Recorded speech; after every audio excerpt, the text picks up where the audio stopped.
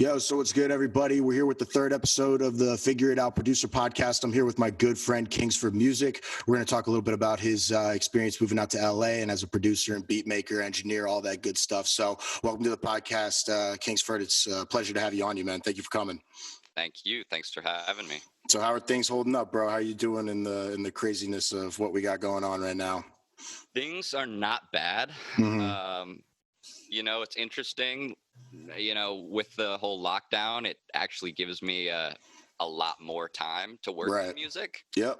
It's weird to think about this as a good opportunity. Yeah.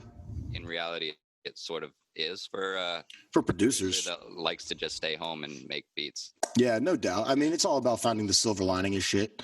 You know what I mean? Just because, there's all this terrible shit going on doesn't mean that we can't, find the little things that actually make it, better. I mean, I've been working from home for the last 4 months, so I literally have just been at this desk. Yeah. All the time. So naturally, I'm just going to be there more often and, it's going to be more conducive to being productive. So you're not you left LA, which is probably a smart thing. You get the hell out of here. I was in LA up until just like a week ago. Oh shit. I didn't realize that. Yeah. And then I drove across the country with a couple friends. Oh, nice. Ended up in Vermont. That was the plan, right? To go to Vermont? That was the plan. Okay, cool. Just hitchhiking across the country. Yeah, so I'm just spending like a month and a half with my family because that's smart. Normally in Vermont for the summers anyway. Yeah. Dude, I've always wanted to do a fucking crossroad country, but I feel like I just wouldn't. I would lose my shit. Part of it is like, just get me the hell to my destination. Yeah. And then part of you is like, I kind of want to like enjoy this adventure. For sure. So, what route did you take? We went sort of a southern route, and then we started going north. Like we went to St. Louis and then to Pittsburgh, and then Pittsburgh to Vermont. Yeah. Yeah, I bet that first leg when you get out of Cali and you're kind of driving through the South was just desert emptiness, probably, right? It's cool, dude. Arizona is wild. It's all desert, but like there's mountains that are more like giant plateaus and just like red dirt. Yeah, it's cool. That's tight, and it's always better to go with homies. You know what I mean? Yeah, I drove from South Carolina to New York with a good homie of mine, and it was like a 14 voice crack. It was like a 14-hour drive, but like easy. It was like with one of my good homies. So yeah, I did that with Chambers several times from Elon back up to New England. Yeah, that's right. I remember. Oh man, that's a throwback, man. How's Chambers doing, bro? I miss that guy. Have you talked to him, dude? Yeah, I was just texting with him yesterday. He's trying to come up to Vermont to visit sometime like later this month. Hell yeah. I mean, now's the time to do it. Yeah, like I've been up to Tahoe twice. One of my buddies has a place up there. So like, if I'm working from home, might as well go up to Tahoe, Yeah, sure. Why not? Okay, so let's just start talking a little bit more about like, specifically your producer journey here. So how long have you been, when did you move to Los Angeles? I moved to LA fall of 2018. And that was the year after you graduated? Year after I graduated. Okay, cool. I lived in Philadelphia for like a year after graduating. Mm-hmm. And I worked at this after school program doing like recording for kids that like wanted to like work on music.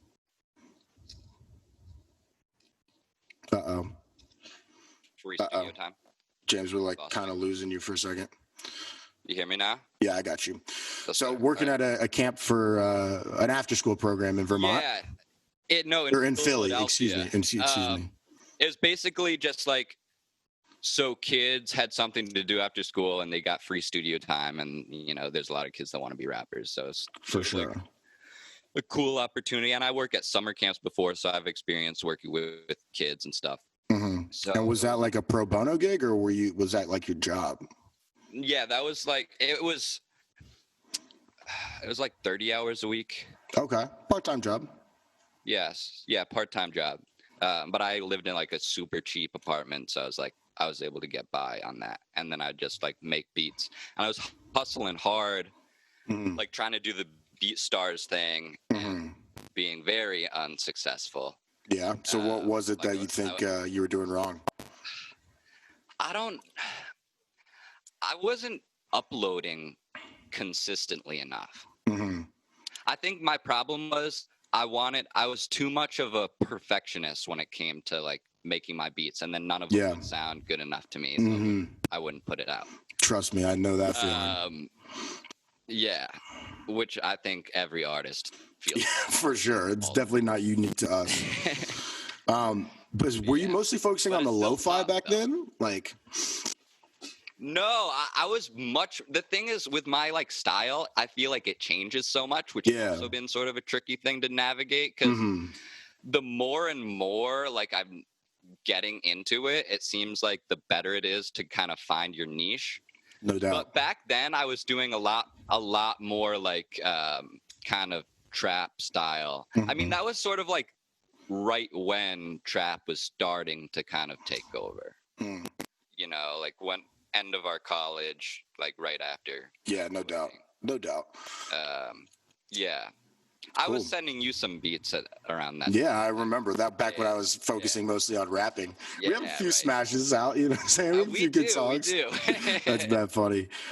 So what was it that made you want to like switch? Because I know you just said you switch up your style a lot, but like, what was it that drew you to lo-fi? Mostly just because of what I started listening to be honest. I mean, like, I don't know if you can relate to this or not, but you know, when you get older, your music taste, you have trouble appreciating the younger artists sometimes. Yeah. You know? And so rather than like trying to get into every single new artist that came out, not that I don't like them, like I fuck with all the like new trap artists now, but it's not like my favorite kind it's not our era, like, man. It's really not our generation. It's the truth. So like I realized like, all right, what are my favorite what are my favorite styles of music? What are my go-tos? Like Kanye, Mac Miller, you know, Jay-Z, and then like Madlib and Jay Dilla. And then I started listening to like not hip hop at all stuff. Like I'm really into Tame Impala. I started listening to a bunch of like bedroom pop, like indie music. Hell yeah. So, and you know, that genre, like the indie bedroom pop style of production, it feels like the culture is so much different than what's going on in hip hop now, but the actual like means of producing the beats and instrumentals is not that different. Like no doubt. It's just on your software. You find, you know, packs of drums, you play a little guitar, you fiddle around on the keys, and you come up with a beat. No doubt. No doubt. So my ultimate goal with making music is just to make something that I like to listen to. Right.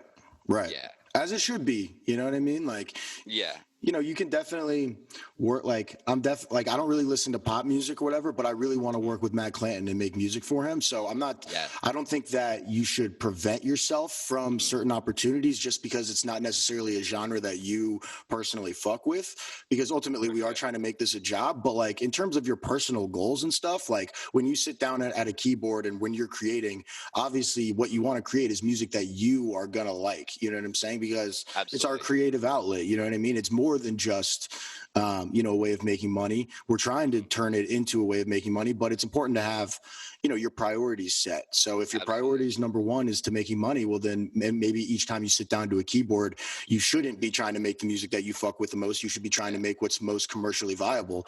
But if you're sitting down with the goal of making something that's going to resonate within yourself, you know, that changes your perspective on things. And you know, like I said, like I was telling you before we started, like the whole point of this podcast is to, you know, kind of not redefine, but help redefine what people look to get out of when they're making music, or what people expect, or what people think is a realistic goal to have when making music. So, you know, like it's cool that you're prioritizing making shit that you fuck with. I respect that. If my priority were to be strictly making money, I would not be making music.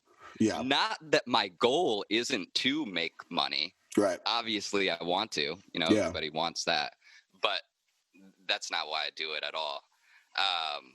But back to the finding a specific genre. I've been going a lot more into like the YouTube analytics stuff recently. Mm-hmm. Okay.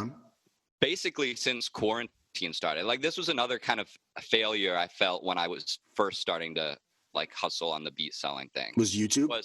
Yeah, I was trying to do the YouTube thing, but I had no idea how to tag my YouTube videos or how to optimize my titles to I'd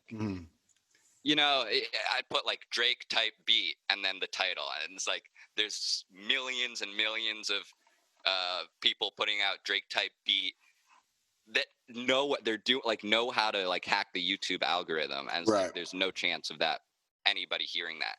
So I've been getting more into that, and what I've found is that, are you on YouTube at all?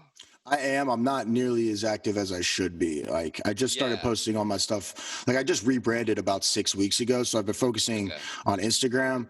But it's now that I've been doing it for a month and a half, it's time for me to evaluate that sample size and kind of re-strategize how I'm planning for the platform. Because I was posting long form videos on Instagram, and I don't think that's a good idea. That's more of a YouTube thing.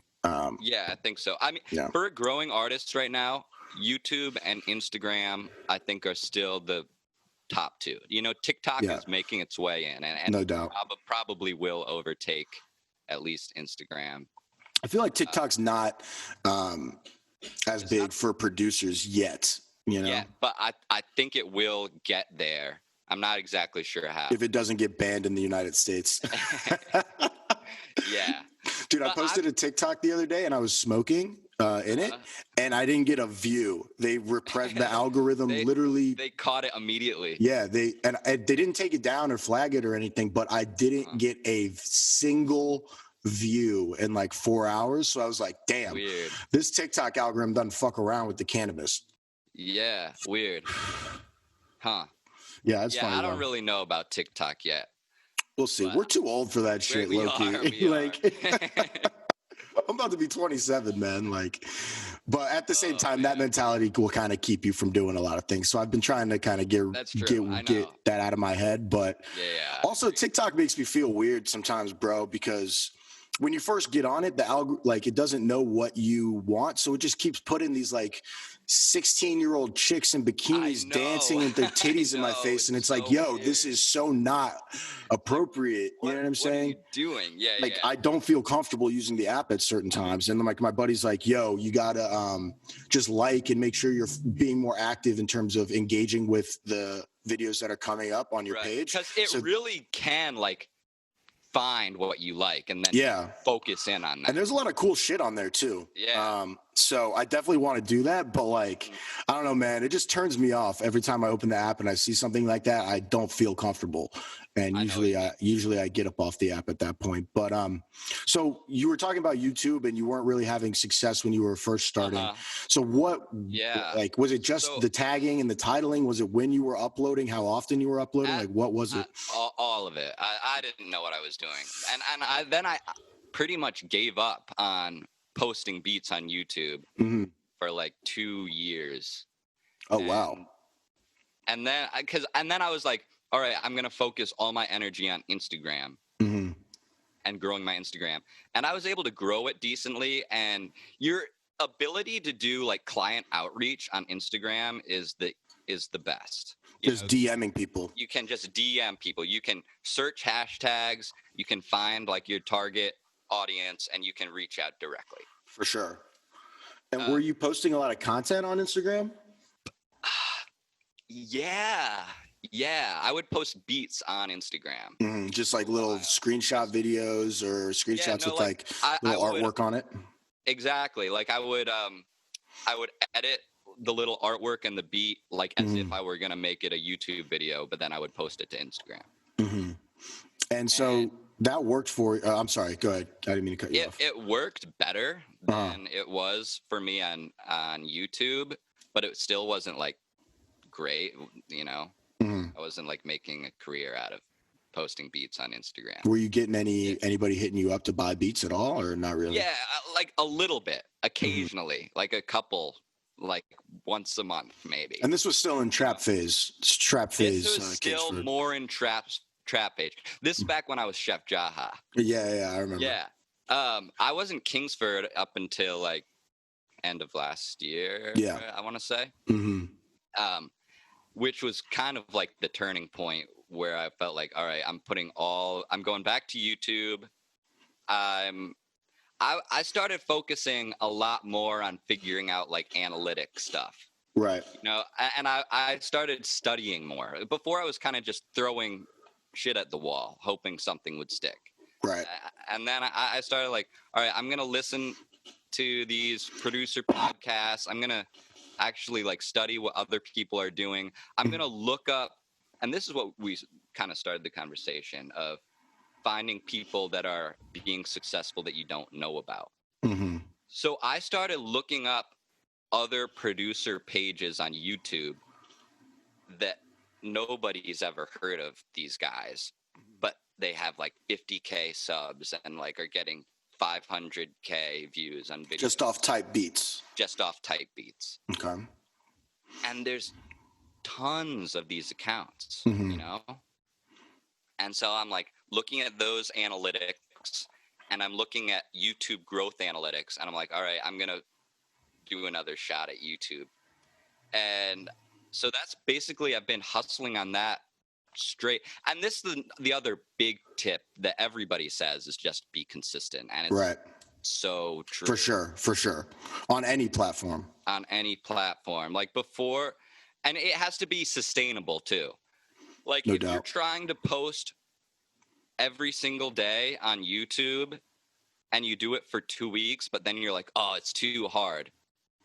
And then you stop. Yeah. It's like, all right, that's not going to work. But if you're like, I can do 3 posts per week, and then you sustain that, and it's like, oh, this week I can do 4, and this week, oh, maybe I can. Well, it really shouldn't be that tough, right? I mean, it still takes me a long time to make a beat. So, like, I'm not one of those guys who can make a beat in an hour yet. You know what I'm saying? It still takes me a while. So, but like ultimately, you're just making a beat and then throwing it on YouTube. It's not like you're editing a video. That's the thing that's been killing me recently, is because I'm new to video editing, so it takes me a long time, and I'm editing a video for a couple hours. I'm like, fuck, dude, I'm not trying to be a video editor. I'm trying to be a beat maker, and this is taking away from that, especially when I'm still pretty early into beat making. So. With YouTube, I feel like that's a better way to go, because you don't have to allocate as much time to video editing. And that's why so many of these type beats accounts are doing so well, because they can upload so frequently because they don't have to put that time into video editing. Right. And I was trying to do the video editing for a while, and I still kind of want to put out videos regularly, like beat making videos, like behind the beat type of stuff, or like, this is my studio, or like, this is me recording. Yeah. But it just, it takes so much longer. So long, dude.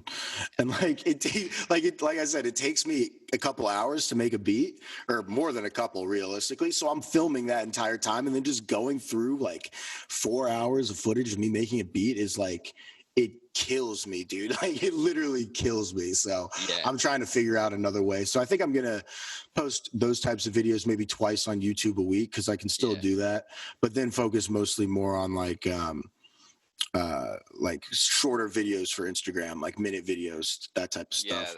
But like, that's a good idea. What you just said is like hella important, because you can't be stuck in your ways, and you have to go into it, especially with the online thing, that like you have to commit to something for a certain amount of time, and then you have to be able to look at that sample size of work and evaluate what's working and what's not working, and then you have to adapt. You know what I'm saying? It's not like, okay, I'm just going to post type beats on YouTube for the next 5 years, and that's it. It's like, well, what types of beats are working? What types, you know what I'm saying? Like, you have to be able to go into it understanding that when you first do it, you're not going to fucking do it correctly. You know what I'm saying? So like the first 6 weeks on Instagram, I'm posting like 6, 7, 8 minute videos, and they're not doing that great. And it's like, well, nobody really watches 10-minute videos on Instagram unless it's like an account that you know that you like. Like I'll watch a 5-minute highlight film on ESPN, but that's because it's ESPN. You know what I mean? Like if you're just getting started, nobody's going to commit that time to you. So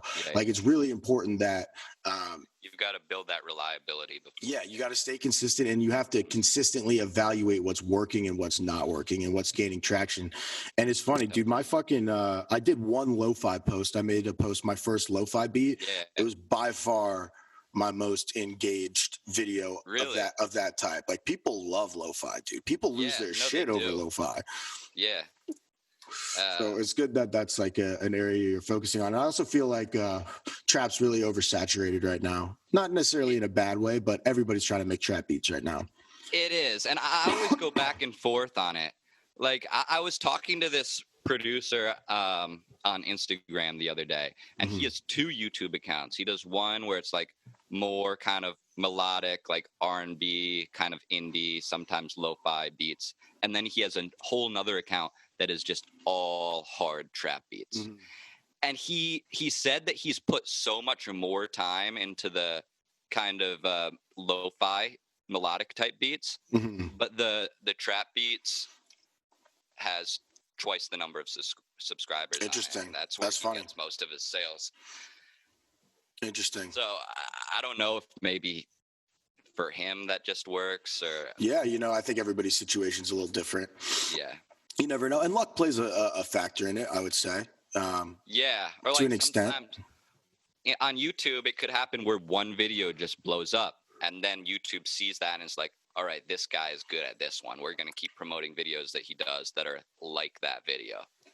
So do you have a type beat channel and then another channel? Because I've seen on your Instagram where you do like behind the beat stuff, but yeah, I just post it all on one channel. Okay, cool. And what do you like the type beats usually do better? Like how many subscribers on YouTube do you have? I have just under 300, I think. It's like 285, something like that. And how long have you been back at it? Because I know you said you took a break from YouTube for a while. So how long have you been back at it? My old YouTube account, oh my God, was it a flop? Like I got like 20 subscribers and then gave up. Like this was back when you were still at Elon. Yeah, this is So the account that I'm talking about now, where I'm posting on more frequently, I just started. Like how long ago? The beginning of the year, like January. Oh, okay. So, and you already have almost 300 subscribers. That's pretty great. Yeah, and it's fun to like what people say. Don't look at the numbers, which sometimes I do agree with, but it's fun like watching it grow. You know, like you post a video, it's like you get 10 views. You post another one the next day, it's like 20 views. Right, the next day, it's like 50, and it's like 100 views. You know, like you do see the climb. It's just kind of slow. For sure. But it's something that builds, and you just have to stick with. So I've written down, I think this is an important thing, is to like write down steps like along the way, like goals you want to hit. Like I want to get to 1,000 subscribers by the end of the year. I want to get to 500 by September, something like that, you know. And then like maybe in your head you have like a secret goal of I actually want 1.5K. Right. For sure. You know? So, hey, aim high, man. I always say that. Aim high, you know? Yeah. I've been much more into like setting goals, both short term and long term, I think. For sure. Yeah. Yeah, dude, I'm in the same boat. Can you tell me what some of your goals are? Yeah. Well, let me get my list. Pull it up. You can still see me on the Zoom? Yeah, for sure. My biggest goal right now, because, you know, I used to post beatboxing videos and stuff like that, but the content got stale and I kind of gave up on it. So really, like, going into this, my biggest goal was like, I want to make sure that I go I have to go a year posting 4 to 5 times a week and have each content and like make sure the content doesn't get stale. So like, I don't know, maybe I should like look at it and come up with some goals in terms of metrics, like in terms of traction, things like that. But like for me, like you were saying earlier, consistency is everything, especially when you're getting started. It really is. So like I am trying to make sure that I stay consistent and that I'm staying creative. You know what I mean? I don't want to make the same beatboxing video over and over and over and over again because I know it's going to get stale. So yeah, that was when I started this YouTube channel more doing videos, and then once I started doing the type beats, it's like, first of all, it's way easier to upload, and then secondly, it's like I don't really know how to make this video different. Right. Yeah. Have been trying. This is another thing I'm starting to focus my Instagram more on is doing like educational posts.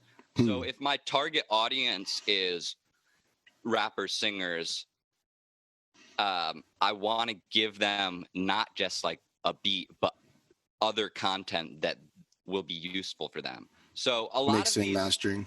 Exactly, mixing, mastering stuff. So I'm putting out posts that's like step by step mixing guide. And then I was trying to do like a YouTube video that kind of matched up with the Instagram post. So I would like post the Instagram and be like, go to my YouTube to see a more in-depth explanation. Because a lot of artists aren't really going over lo-fi beats, right? Yeah, it's interesting. I haven't exactly figured out what the best market for the lo-fi beats. Yeah. Well, did you follow Eldre on Instagram? Yeah, I love Eldre. Yeah, well, I think he makes a lot of his, I don't know how much, but he has a lot of monthly listeners on Spotify. Like, just as his biggest artist. Stream of income is Spotify. Yeah. And he got his start by blowing up on TikTok. With the Disney video, right? He was like recording shit on. He made a beat out of sounds he recorded at Disneyland, right? Yeah, that sounds right. That shit was funny, and it was fire too. Yeah. But yeah, I feel like with lo-fi, you have a lot of because people will just listen to lo-fi. You know what I mean? They don't want to hear an artist over it. So you are kind of the artist. Lo-fi gives a good opportunity for remixes too, because you can be like, this is a lo-fi remix of this song. It's like, oh, I like that song. I also like lo-fi. Let's check it out. For sure. So are you like? So have you sold a lo-fi beat to an artist? Has that ever happened? Yes. Okay. Yes. What kind of artist was it? A rapper. Okay. There are rappers that like rapping on lo-fi beats. It's usually like more like conscious rappers, I want to say, like Joey Badass type. Yeah. But again, it's closer to boom bap than it is to trap lo-fi. Exactly. It's a lot of my lo-fi beats are basically boom bap beats. Yeah. Well, that's all about finding your own sound, like you were saying too. There's no point of like confining yourself to like the box of just being what standard lo-fi is, like, especially when you're going into it to make shit that's gonna fulfill you. You know what I mean? Yeah. Like you're not really making it for other people. You're making it for you, and you know that if it resonates really well within you, and you make it well, it's gonna affect other people. Exactly. I mean, I think lo-fi hip hop, like rappers, not just like beats, is still a prevalent thing. You know, music doesn't get old. People still listen to 70s music, 80s music, 90s hip hop. You know, people are still trying to make that kind of music. Like Ninth Wonder is still killing it, you know, and he's chopping up soul, making boom bap beats. Yeah. Dude, it's funny. I remember when I first came out to LA during the summer program that I did through Elon University. A lot of the people out here who I met who didn't work in music were saying they didn't want to work in music because they thought music was dying. And this was in 2015. So this was 5 years ago. But they were like, the industry's dying, like music industry's dying. And I'm like, yo, the music industry is never going to die. No, like, it changes a lot. Yeah, just because it's changing and maybe it's not adapting as quickly as it should be, that doesn't mean that the music industry is going to die. Or just because it's generating less money doesn't mean that the industry is going to die. Like, people are going to listen to music. There's music is such a part of humanity that there's always going to be a business for music. So like, most definitely. So yeah, I always thought think it's funny. actually easier to make it as an artist like now than it was. Oh, no doubt about it. You know, like when we were kids. No doubt about it. Yeah. I mean, with the internet, man, streaming platforms, people are paying for music again, you know? Yeah, for sure. When I was in middle school and high school, I was ripping everything. Like, I wasn't paying for music, but now no, not at all. Everybody has Spotify now. Like, that's paying for music. Yeah, for sure. Now it just blows my mind how the payment works. Like, I think for every million streams, you get like $1,000 on Spotify, which blows my mind. You know what I mean? But you know, it's how it works. You know, I don't know, but you just got to figure out like your best way of generating traffic. Like for a lot of people, it is Spotify. You could be a small artist and get a lot of Spotify traffic. No doubt. If that's not your thing, maybe it's YouTube. Like YouTube is paying artists. You know, producers on YouTube make a lot of money just from their type beat streams on YouTube. Yeah. You know, TikTok. I think, what is it on YouTube? Every 1,000 streams, you get like $1 or something, or you get $10 or something. I don't know exactly what it is. I don't think it's like an exact formula. I think it's by ad views. It's by ad views, right? Yeah. So it depends on the type of ad. But then there's a lot of them getting like, especially on these vlog producer channels, like the Kyle Beats, El Dre type channels, they'll have sponsorships. For sure. Right. My the dude who I've been learning a lot from, Larry O, does a lot of sponsored videos. Yeah. And he said even on YouTube, like he has 120,000 Instagram followers, but like he just started his YouTube channel. He's got like 5,000 YouTube subscribers, and he told me that even at 5,000 subscribers on YouTube, companies are still hitting him up to do videos. So really? Just speaks to the potential. But like, he was in a different position. He started his YouTube after he had a you know, after he had some success. His Instagram is great. He does the educational stuff. Yeah, 1 minute like FL Studio tips. He was the one who taught me FL, dude. I don't use Logic anymore. So word. Yeah. So are you like putting stuff up on Spotify? Are you putting beat tapes on Spotify? Because I feel like that would be a good look for you. That is a goal for me, for sure. Yeah. And I started doing that. Like when I originally rebranded to Kingsford, I was like, I'm going to be like an artist producer where I put out my own music.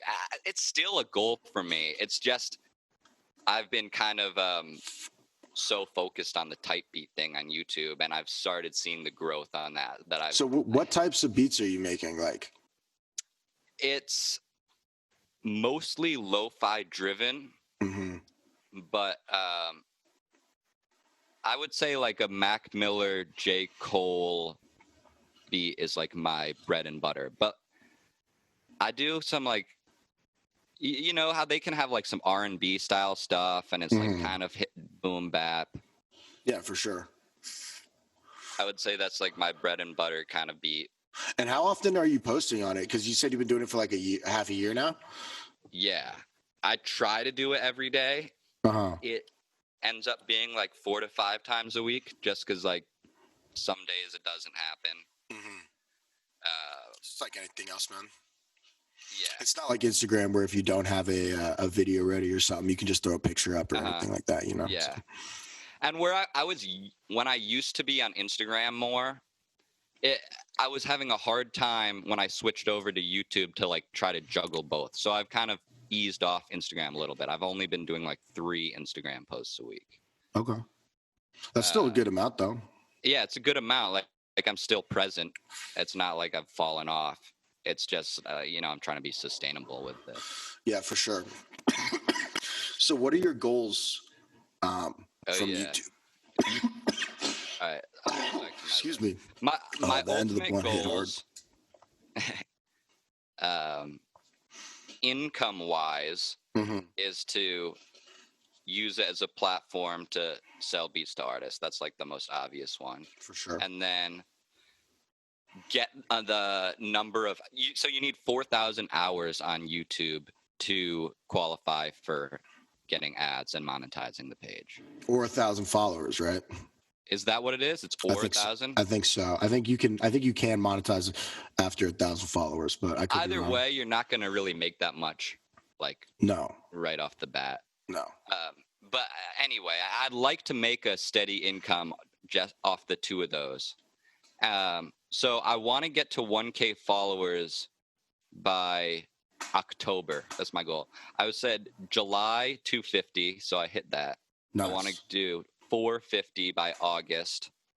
So I've got a ways to get there, but I'm looking at an exponential climb. That's my goal, is to start doing an exponential climb. For sure. And then I want to get 700 by September, 1K by October, 1.5 by November, 2K by December, 3K by January.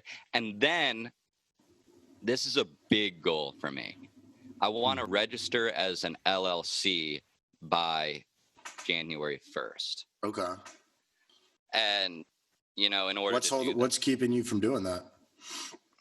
I just don't think it's worth it with not like having a huge income from it. Yeah, I don't know. I'm thinking about doing it. You are? Yeah. I don't have a company yet, but like I think I need one. Also for tax reasons, because all of the money you spend on music could be considered a business expense. So then you don't have to, you get like, I don't know, I don't know exactly, but like, this is what I was told. So, no, that's what I'm thinking. Cause I just spent a shit ton of money on all this stuff. So yeah, you know what I mean? Taxes, something to do with taxes. Also, like you can run ads and run those, write those off on your taxes. Right, for sure. Any expense and like, for you pursue your dream is your business expense. My monthly BeatStars payment, write that off. 100%. You're a fucking distro kid. You know what I mean? Distro kid. My arcade. Do you use arcade? Yeah, for sure. Dude, arcade is unreal. It's cool. I just use I use Distant Voices and Hooked. That's really it. Mm-hmm. I really like the Hooked one. Yeah, Hooked is tight. Yeah. That's one of the keywords on YouTube that I found is so good is putting with vocal sample. So it's like lo-fi type beat with vocal sample. Those ones get a lot of views. And you know, you just go into arcade and you tap a couple of the hook keys and there you go. You got your vocal sample. Yeah, they got some dope ones. So sweet. Exhale is tight too. Yeah, I haven't gotten Exhale, but they advertise to me a lot. I got Exhale. I bit the bullet and bought it. It's tight, you know. Yeah, it's definitely tight. Another thing that I really want to focus on now is making my own sample packs. Sound kits. Yeah, for sure, dude. I'm excited to break into your one kit. I went through and I listened to a bunch of it, but I haven't made anything yet. But I'm gonna make a beat using it very soon. Yeah, because I'm in this like small cabin in Vermont now, and there's all sorts of these like random ass musical instruments around and microphones, just like that the camp owns. Oh, that's tight. I am gonna take full advantage of this. For sure, man. Absolutely. Yeah. Hell yeah. Yeah. So also I enjoy it. You know, I'll make a little melody. I'll record some random sounds. This is fun. And then, so I was talking about how I used to be more on Instagram, building up my following. Yeah. But not like so focused on it. And a little while ago, just out of curiosity, I put up a story, a poll saying like, who are my followers? Like rappers, producers, artists. Yeah.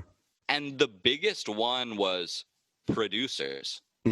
So I figured I might as well like try to use that to my advantage of like put out stuff that producers would want to use. That makes sense. Yeah, for sure. And so, if music isn't really your career yet, how do you like make ends meet in Los Angeles? Good question. That's a hard thing for a lot of people. Yeah. I am lucky enough that there's this family that is associated with the camp, and they have kids, and I work as like a nanny for the family. Nice. Fuck yeah. Yeah. That's ideal, bro. It's a sweet gig. You know? Kids cool? Kids are cool. Pretty low maintenance. Parents are super chill. Pick them up from school, hang out, play basketball, help them with their homework. Nice. And then I go home and I make beats. And it was tough for the quarantine. I didn't know what I was going to do because, school's canceled. Parents are home. They don't want their nanny coming in the house and leaving and going home. So, I wasn't able to do it. But they were like, you know what? We still want you to FaceTime and help them with their homework. And we're just going to keep paying you the same. Oh, nice. So, I'm so lucky to have had them. Supporting me through that time. And then I just had so much time to work on music. Hell yeah. And that's the most important thing, bro.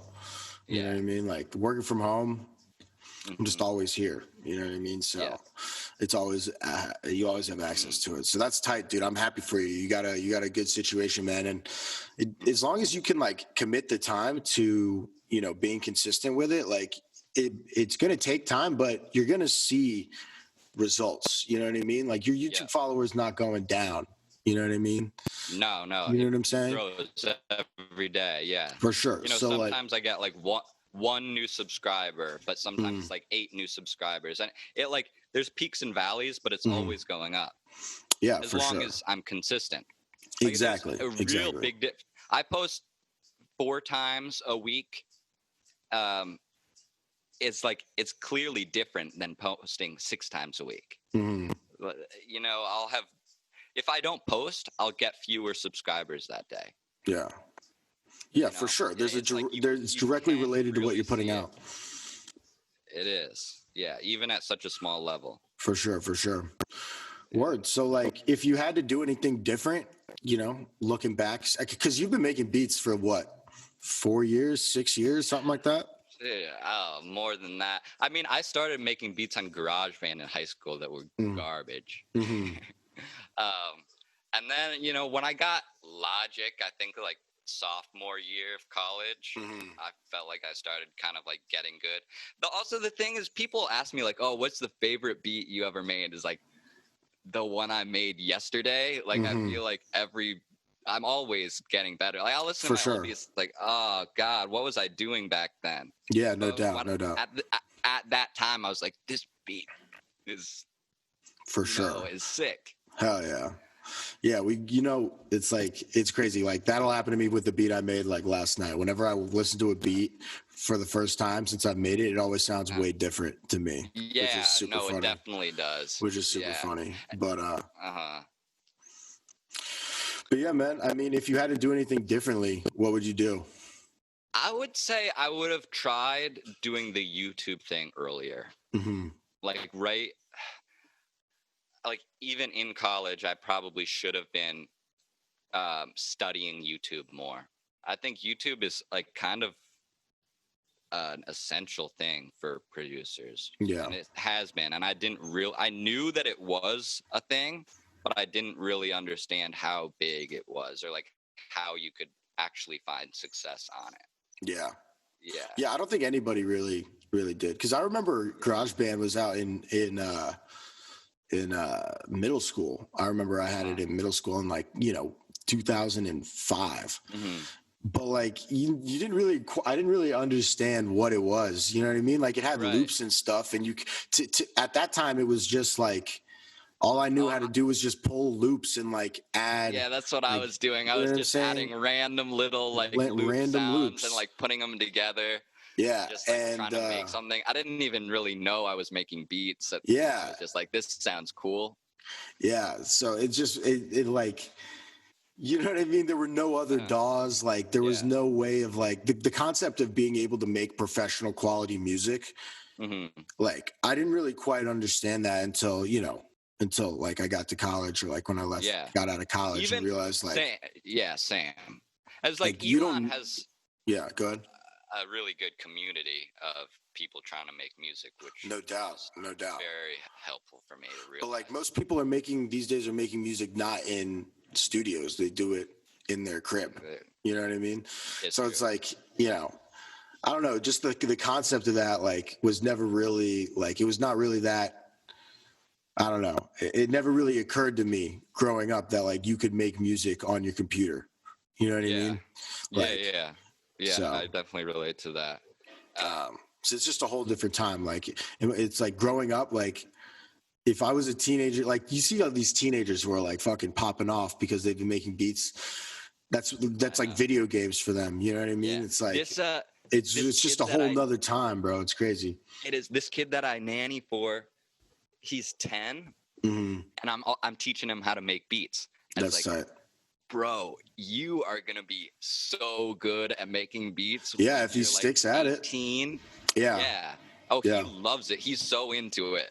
Yeah, that's perfect. He's got a future. You know, when I was his age, I knew how to play like 2 songs on the trumpet, and that was my skill. Yeah, I played the stand-up bass, and I picked in the orchestra, and I was the shortest kid in the class, and I picked the bass because I thought it was funny, because I was like hella short, and it was the biggest instrument, and that's why I picked the bass. That's good. Yeah. But yeah, it's just crazy, man. Like, I'm low-key pretty jealous growing up in this time, but like whatever, dude. We're still in our fucking 20s, bro. We like it's not like age should prevent you from like chasing after this shit. So it really doesn't. Yeah, I mean, you got a little more responsibilities you have to juggle, but no doubt, the opportunity is still there. No doubt, and it's never been easier on the internet. You know what I mean? Because of the internet, it's never been easier. So, word. So, like, focusing on YouTube, like, got a good YouTube like account growing. That's pretty tight, man. I'm happy for you, bro. They say that first 1,000 is like the toughest to get, but once you get past that first 1,000, it's a little easier. Are you like collabing with anybody on YouTube or like reaching out to anybody? Like any other strategies that you're using to grow aside from just posting 5 times a week? Yeah, I mean, like I've been trying to like get my engagement up. Like I'll try and like spend an hour like commenting on other like producer videos. But I wouldn't say that I've found much success out of like growing my channel that way. I think I've found more success trying to grow my channel by reaching out to artists on Instagram and then sending them over to my YouTube. Interesting. Yeah.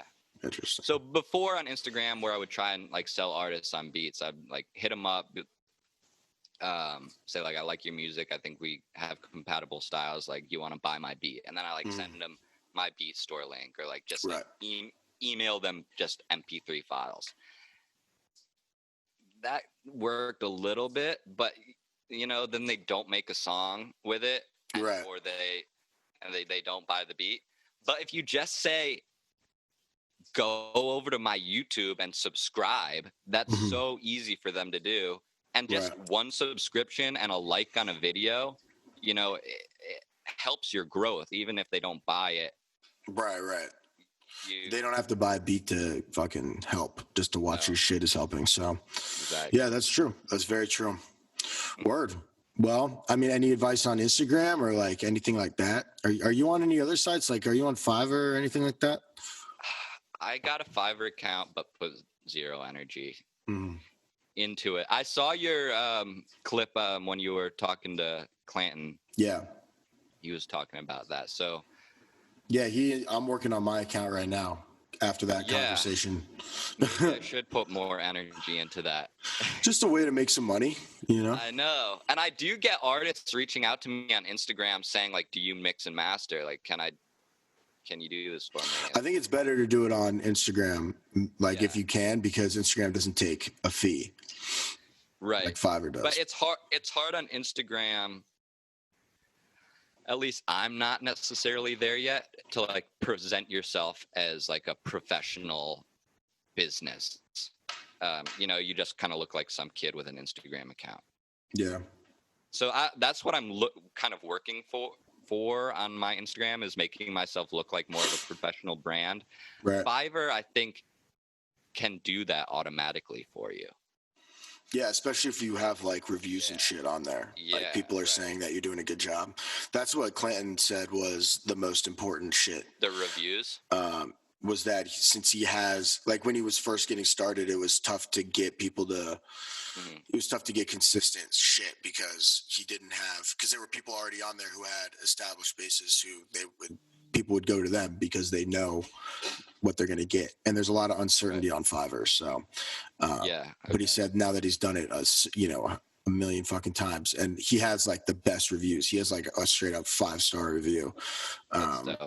Like I didn't see anybody else with a straight up 5-star review. Really? Like his average is 5, and he's had like hundreds of people do it. So that's cool. So he's he's probably invested a lot or he has invested a lot of energy and time into that shit. So but it's paying off for him. It's his job now. So yeah, that's sweet. And he's still making his own music too. So yeah, he's back to it. He went a while without making any of his own stuff, but like I was curious. Like when is he gonna put out a song? Like I know he's got so much talent. For sure. And like I just want to see him like keep making beats and stuff like that. Yeah. You know. But do you guys have anything like in the works right now? Not right now, man. We were supposed to work on a beat tape. Just hasn't really happened. So I'm gonna reach out to him and like send him some samples and stuff. Yeah, for sure. I was supposed to send him loops, and then I ended up using the loops. My bad. But that's sort of like the beauty of loops. Like you can use it and send it to like 10 different producers, and they're gonna chop it up, and everybody's gonna chop it up in a different way. Yeah, that's true. That's true. I've been collabing with Spano. Oh, nice. Where I'll send him loops and he'll make beats, and then I'll also use the same loops that I send him and make my own. For sure. Yeah, that's tight. Yeah. Word. Well, that collabing is something that I really need to do more because that's what I see as a big way to gain success as a producer. Like you collab with another producer that's just like a little bit more successful than you, and then all of a sudden you've got that beat on 2 different beat pages, and like you collab with more people. It's like it diversifies your ability to reach out to artists. Yeah, for sure. Yeah, and it's good to grow with people on your like grow with your peers type shit, you know. Yes, definitely. Instead of constantly trying to swing up or reach up, should I say. Yeah, definitely. Word. All right, man. Well, that was pretty much all the questions I have for you. Anything else you wanted to talk about? Do you hear that ringing? Yeah, what is that? There's this old phone in here that it's like an intercamp phone system. I actually on the sample pack that I sent you, the one-shot kit, it has the recording of that ring in there. Hell yeah. I'll make sure to use it in the next beat I make or some shit. That's the new thing that I want to like really focus on is getting like the most unique sounds for sure. My beats. For sure. That's one reason why I don't love making trap beats as much anymore. Is I feel like, and this isn't always true, but I feel like it's always like that same snare, like that same kick, that same hi-hat. Yeah, no doubt. I'm generalizing, but I think there's a lot more opportunity to like be crazy unique with your sounds in lo-fi. Yeah, no doubt. Yeah. No doubt. I mean, there's definitely a lot of shit that's like the current wave, you know what I mean? That a lot of people try to, that a lot of people are on, you know what I mean? So, right. And that happens with all popular music. For sure. But trap is like super popping right now. So, yeah. I mean, I could see my crazy sounds being sampled in trap beats and being fire. Yeah, I'm going to try to make a trap beat out of it. So, yeah. We'll see. Yeah. I really want that. Hell yeah. Word. Well, do you have your kit out? Talking for an hour already. Yeah, for sure. Yeah, it's on my BeatStars account. For sure. So I'll put the link in the description for this shit and for this shit. I'll put the link in the description of this video to Kingsford's BeatStars and all that stuff. So I'll text you the link to the sound kits. I've got 3 kits out right now. 2 of them are just like melody loops, and then I just put out the one shot kit. Cool. Like perks and instrument one shot. Hell yeah. So yeah, check that out if you're interested. And are you on Spotify? Do you have any other music I can link them to or anything like that? Yeah. So I'll link them to Spotify as well. I'm on Spotify. It's just Kingsford. YouTube is Kingsford Music. Instagram, Kingsford.music. Twitter, Kingsford Music. Yeah. Cool. Word. Also, I just created an Audio Mac account. Oh, nice. How's that? I don't know what I'm going to do with it, but the producer community has been talking up Audio Mac to me, so. Hell yeah. What is that? I don't even know, bro. It's like, it seems like it's almost the same as SoundCloud, but it's more for like selling your music. Okay. It's like a platform to sell your music. Tight. I haven't looked into it too much, yeah. Word. We'll have to check that out, man. Yeah. Good looks. Well, bro, thank you for coming on, man. This was a dope third episode. I appreciate it. Definitely gonna have to have you on again. And good luck with everything, bro. I'm sure you're gonna hit that 1K mark by the end of the year. That would be fucking tight, man. So. Word. Well, good looks, man. All right, peace. Peace.